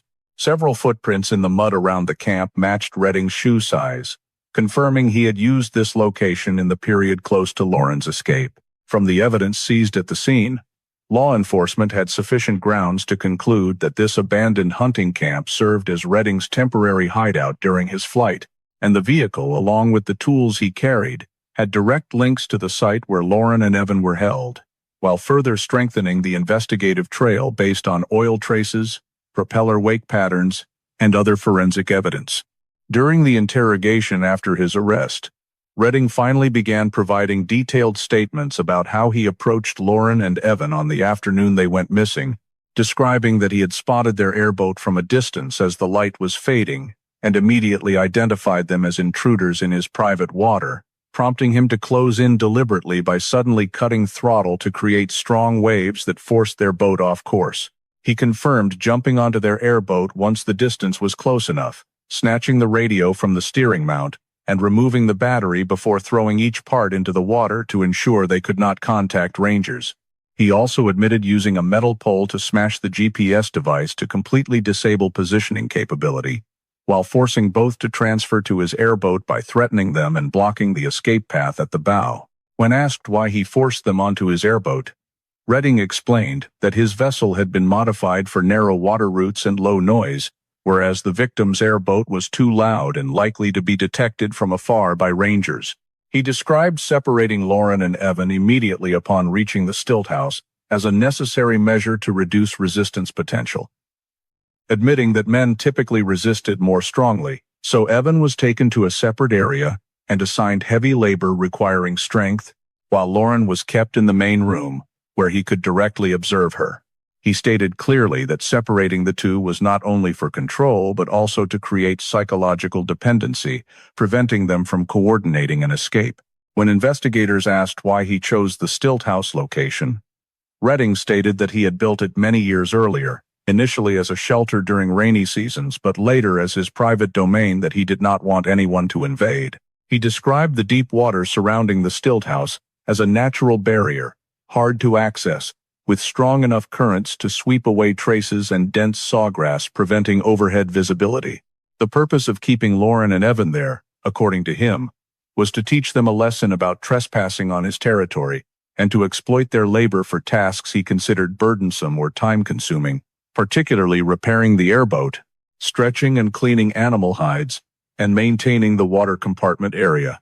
When asked about the water compartment mechanism and why he used it as a form of control, Redding admitted that he employed it to maintain discipline, explaining that the cold, dark compartment easily instilled fear in captives, and merely threatening to submerge someone was enough to make Lauren more compliant.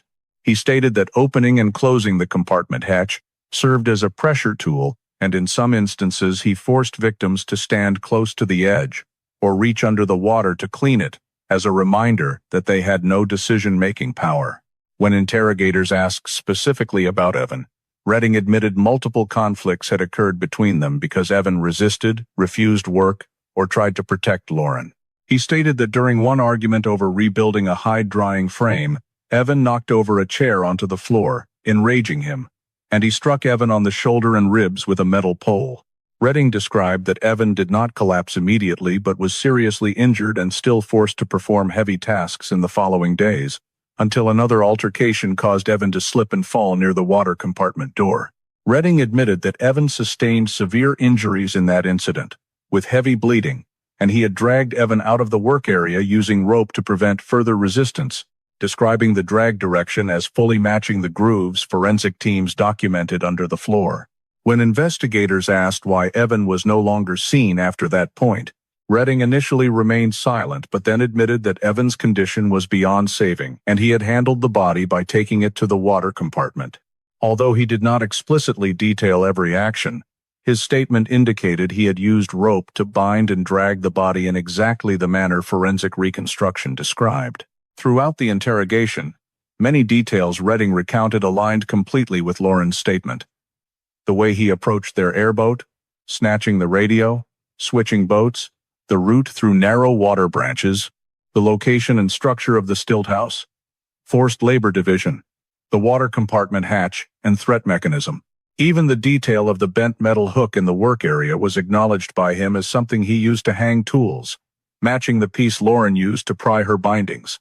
His descriptions of conflicts with Evan, the separate holding locations, and the sequence of inflicting injury while controlling through the water compartment were all compatible with the full physical evidence from blood samples, fabric fibers, heavy drag marks to the extent of injuries and forensic analysis.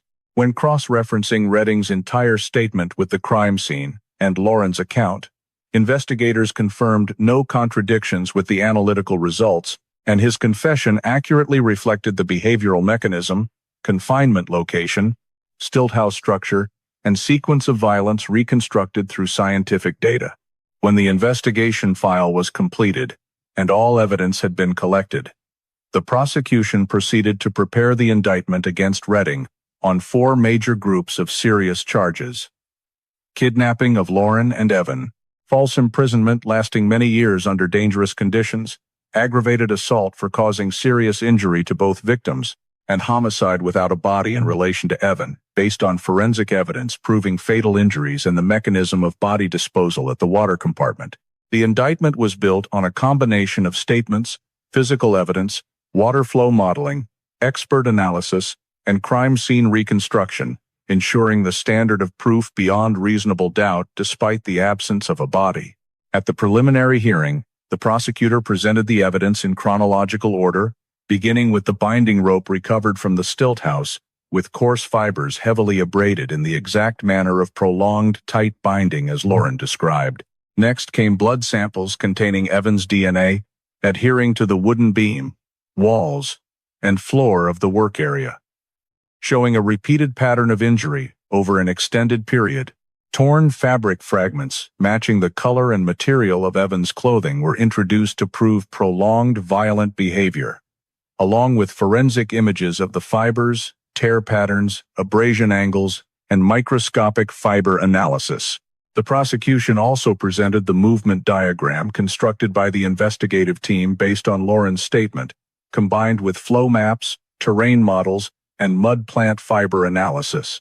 The diagram showed a logical sequence from the stilt house in the Deep Lake area to Monroe Station, Turner River, and finally US 41, confirming that Lauren's account fully matched the physical data.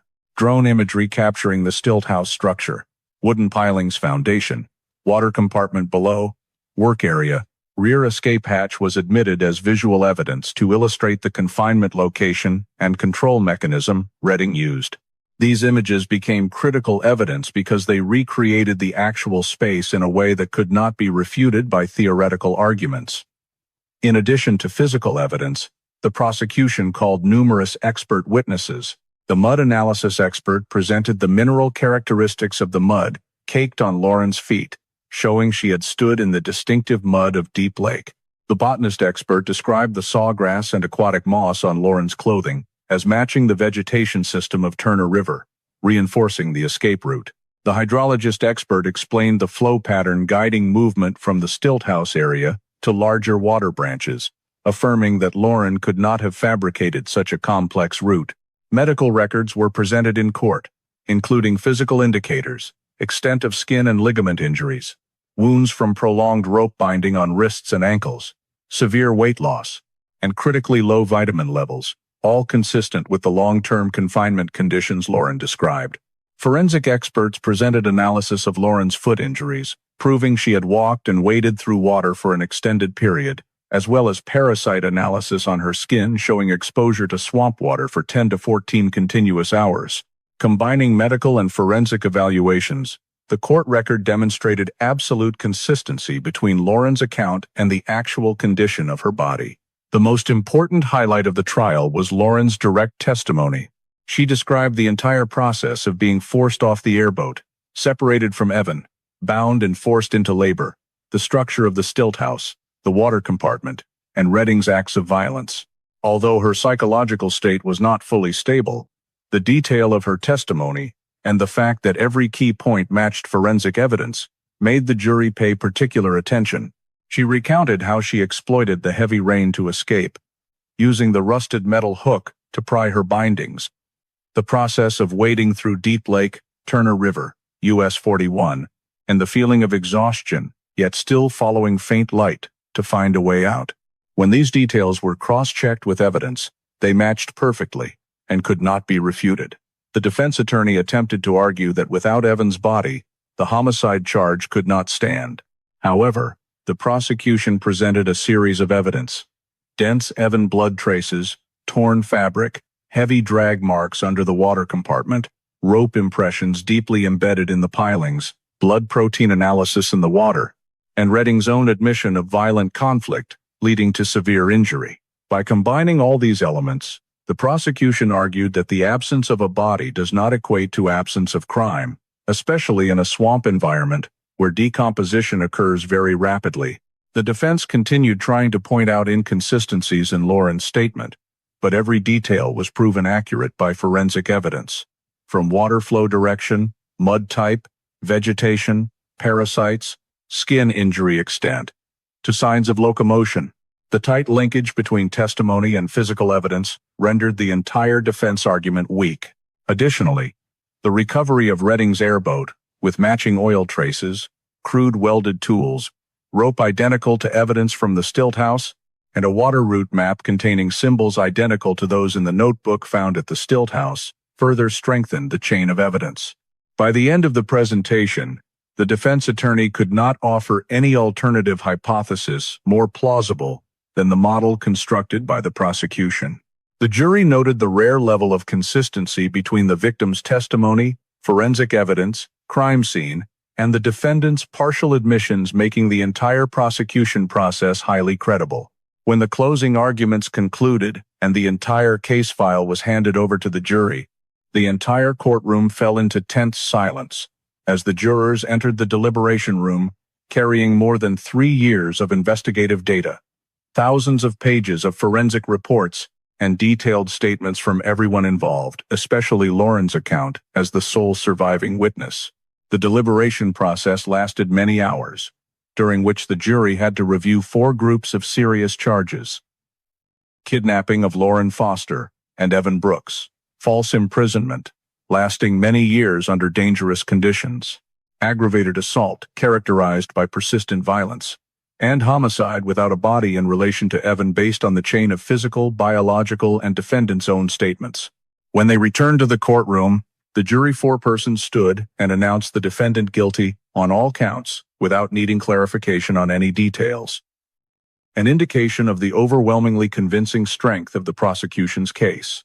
The judge proceeded with sentencing, emphasizing that Redding's crimes not only caused severe harm to the victims, but also demonstrated a level of danger far exceeding many similar cases in Everglades history.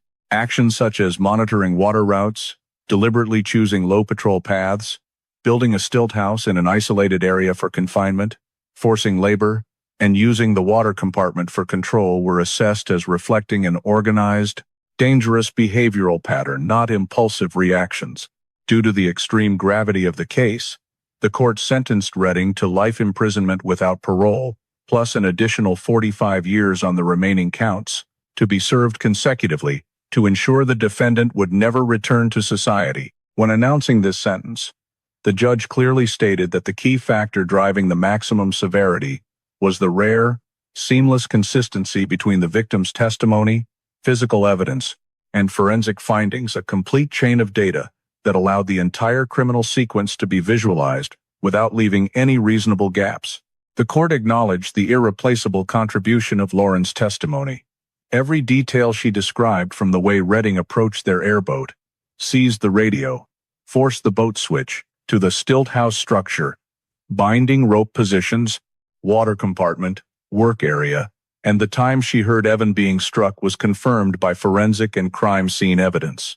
The prosecution presented that in many other long-term confinement cases, victim statements often suffer heavy trauma influence, becoming fragmented or inconsistent. But in this case, Lauren's testimony was not only complete but matched perfectly with terrain features, biological samples, medical parameters, and physical traces, making it the backbone of the indictment. Forensic evidence played a foundational role in bolstering the testimony, especially without Evan's body. Experts presented in court the analysis of Evan's DNA carrying blood samples in the work area, torn fabric matching his clothing, heavy drag marks under the water compartment indicating body disposal mechanism, diluted blood protein in the water proving bleeding occurred there, and matching airboat oil samples linking Redding's vessel to the scene. These data rendered the defense's no body means no homicide argument entirely ineffective. Moreover, Redding's statements during interrogation, even though only partial admissions, unwittingly reinforced the prosecution's case. He confirmed seizing the radio, destroying the GPS, forcing the boat switch, separating Lauren and Evan, using the water compartment for control, and admitting violent conflict leading to Evan's severe injury. When these statements were replayed in court and cross-referenced with evidence, The jury noted that no part of Redding's account contradicted the forensic findings, further tightening the noose of guilt. In the final remarks, the judge pointed out that Redding posed a particularly high risk to the community because his criminal mechanism was not based on opportunity, but on long-term preparation, deep terrain knowledge, and a distorted belief that the swamp was his territory where he had the right to punish anyone who entered. The isolation of victims, delaying information, using the natural environment as a confinement and punishment tool, made the risk of recidivism if released unacceptable. Therefore, life without parole was deemed necessary and appropriate. After the sentence was pronounced, the Florida State Representative announced plans to revise policy on managing unclaimed stilt houses and unregistered structures in the Everglades. New measures include mandatory registration of all existing stilt houses, regular drone inspections, dismantling of unauthorized structures in deep water zones, and expanded patrol ranges, allowing rangers to access previously unmonitored secondary water routes. These changes were declared a direct consequence of the case, aimed at preventing isolated areas from becoming hideouts for similar criminal behavior in the future. After the trial concluded and the sentence was pronounced, the lives of those involved continued to be profoundly affected by the case, especially Lauren Foster, who had to begin a long recovery journey both physically and psychologically. Therapists assessed that she exhibited many signs of complex post-traumatic stress disorder stemming from years of confinement in an enclosed, light-deprived space under intense control pressure and forced labor in a harsh environment.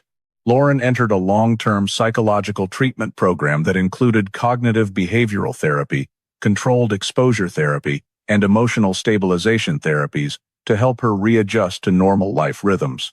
Her attending physicians noted difficulties in situations involving deep water, loud mechanical sounds, and confined spaces, but her progress was evaluated as stable. Lauren also had to relearn how to trust people, become accustomed to living in places with many sounds, and engage in social interactions without feeling threatened. Evan Brooks's family continued their efforts to search for his body, although the likelihood of finding it was rated very low due to the swamp environment's high decomposition and drift rates.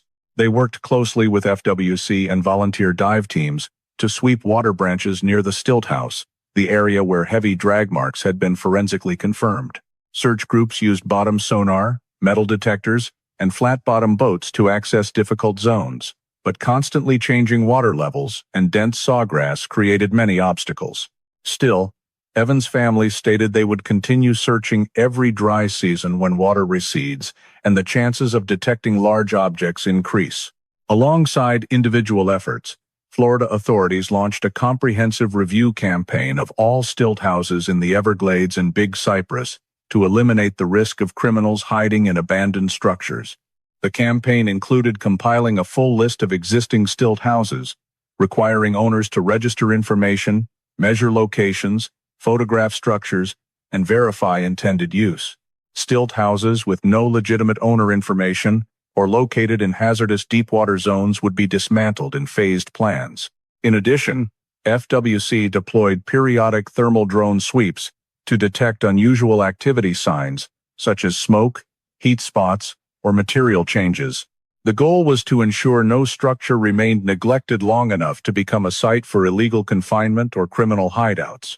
The case file, including flow maps, forensic analysis of mud plants, water samples, reconstruction of Lauren's escape route, and all data related to Redding's behavior, was incorporated into official training programs for investigators and rescue teams working in swamp environments. This material helps units gain deeper understanding of how to determine victim routes without positioning devices, how to use mud and plant samples to reconstruct movement, and how to analyze underwater drag marks in complex muddy bottoms. Specialist instructors rated this as one of the most exemplary case files on disappearance-confinement-escape in complex water environments in the United States, where natural elements both aid and conceal criminal behavior. On a societal level, the case sparked major concern about the safety of those exploring the Everglades, as well as gaps in deepwater area monitoring systems. Many environmental and tourism organizations proposed increasing warning signs along rarely traveled water routes, adding more trail cameras, and expanding ranger patrol ranges during high water seasons. Legally, the state of Florida announced stricter airboat oversight mechanisms, including mandatory registration for all vessels, passive tracking chips for commercial airboats, and expanded authority for random inspections to prevent unregistered boats from operating in restricted zones. The final section of the Florida State Summary Report emphasized that the case changed how the Everglades are managed, from a deep-water region relying solely on periodic patrols to a multi-layered monitored area combining technology, vessel control, and structure management. These changes were viewed as efforts to prevent isolated swamp zones from becoming hideouts for crime or illegal confinement, so the tragedy of Lauren and Evan would never repeat in Florida's vast swamp system. In the story of Lauren Foster and her boyfriend Evan Brooks's disappearance and captivity, Americans can see an important reality. Vast, free nature like the Everglades can also become a hiding place for dangers that communities often overlook. The story reminds us that personal safety depends not only on preparation, but also on understanding the environment and the limits of existing monitoring systems. Lauren and Evan had prepared thoroughly for their trip, with GPS, radio, and a fully equipped airboat, but they could not foresee that a single individual with violent intent and deep terrain knowledge could disable all those tools in just minutes. This reflects a practical lesson for Americans. Technology is useful, but it cannot replace clearly reporting travel routes, traveling in larger groups, and regularly updating locations with family or rangers, especially in wilderness areas like the western states, Alaska, or the Everglades. Another deeply meaningful detail is the forensic process using mud samples, sawgrass, parasites, and currents to reconstruct Lauren's journey. This reminds us that science, though quiet, plays an extremely important role in protecting victims and delivering justice. Lauren survived not only through her own will, but also thanks to a team of specialists who knew how to read nature's traces. That is a reminder that American society must continue investing in forensic science and search and rescue forces, because they are the final line of defense when all other systems fail. Finally, the most important lesson comes from the woman who endured 3 dark years, yet still maintained the resolve to find her way out. Perseverance, clear-headedness, and never giving up hope. In a country facing natural disasters, mental health crises, and community violence, that spirit is exactly what helps Americans overcome the darkness in everyday life. If you find the story of Lauren Foster's survival journey and pursuit of justice valuable and relevant to today's life, please hit subscribe to join us for the next stories. Thank you for watching, and see you in the next video, where we continue exploring the truths hidden beneath the surface of American life.